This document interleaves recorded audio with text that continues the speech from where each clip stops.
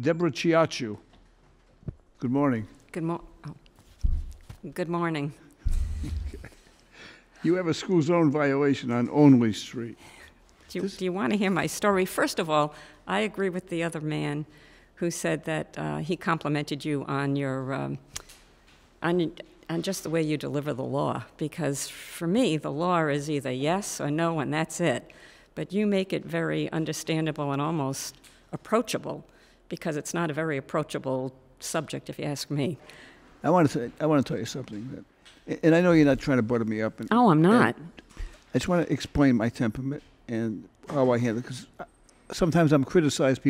Some people think maybe I'm too lenient, and other people say, well, the law is the law, and that's it. My view of it is different. Okay, in this court, we're not handling violent crimes. We're handling traffic violations, and I think there's some leeway in how I handle a case. I think it's entirely appropriate for me to take people's personal circumstances into consideration in the imposition of a fine. The classic case is if a mother comes in and she has 3 children and she's the only source of support, and she may have been negligent with her car, and she has $500 worth of tickets that have tripled. I know if I force her to pay that $500, those kids aren't going to eat that night. Maybe she can't pay her rent. Maybe she can't pay her car payment. So it's going to affect the family unit. Right? And there are a whole bunch of personal circumstances that affect people that I think I should take into consideration. I do that. I get criticized. I know that. But nevertheless, it's how I view it. And I will just say this. It's interesting. I was appointed to this court in 1985, and I was interviewed prior to my appointment, and they asked me what my temperament would be. And I said back then, and it was revolutionary, I said, I think that I should take people's personal circumstances into consideration in the imposition of fines. And they said, that's highly unusual. I said, I know it is, but that's my temperament. So I came as advertised. I said that originally. I didn't change halfway through, right? And now someone like you that's very rich and can afford a fine, that's different, right? I'm only trying to kid you. All right. My situational, I guess I went over, I was going much too fast. Well, you weren't. You were a couple of miles over the limit. Well, I figured. Someone asked me, "Did you see the?" This is in January that this happened, and I get the notice like weeks later, and I was like, "Oh my gosh! Tell me I'm caught in Providence. Can't happen to me." But that particular day, I was going to a chiropractor because I retired from work so I could care for my mother, she just died in April, but she was 99 3/4 years old. Really? So, and I was her primary caregiver, so I stayed home to do that. And yet then, and this is like a sob story, but this is true. And then my aunt, her sister was having problems, had been in the hospital, and I thought, okay, they said she can't go home, but this is during the pandemic, so there's no time allowed. Like, you have to, no one can visit, no one can do anything, because she was in the hospital, she was coming home, and I said, well, she's been living alone.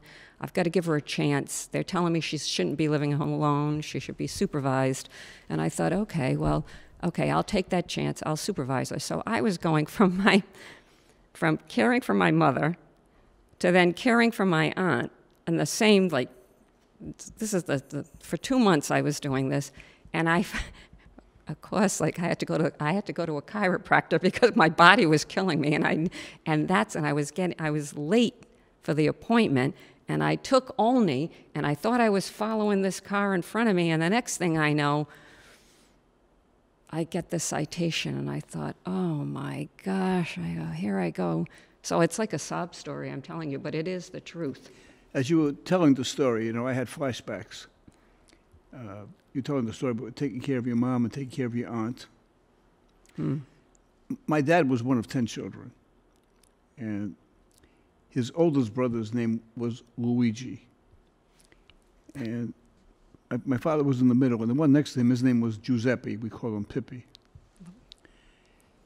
Well, my uncle Luigi died, but his wife became very close to me, and she was in her 80s, and she called me one day and says, Frankie, I need some help. So she couldn't live alone anymore, so I became involved in helping taking care of her. I don't want to talk about, I'm not trying to throw bouquets at myself. So I became involved in trying to help her.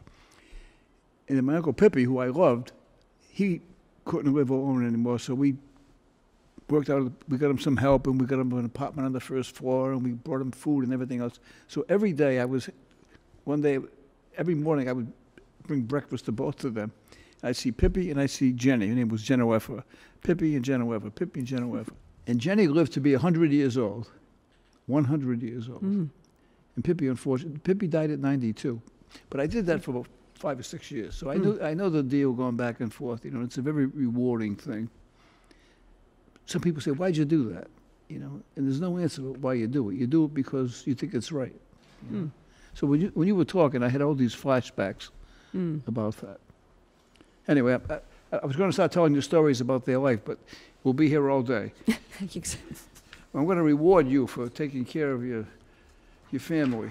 The case is dismissed. Good luck to you. Oh, thank you very much. Good luck.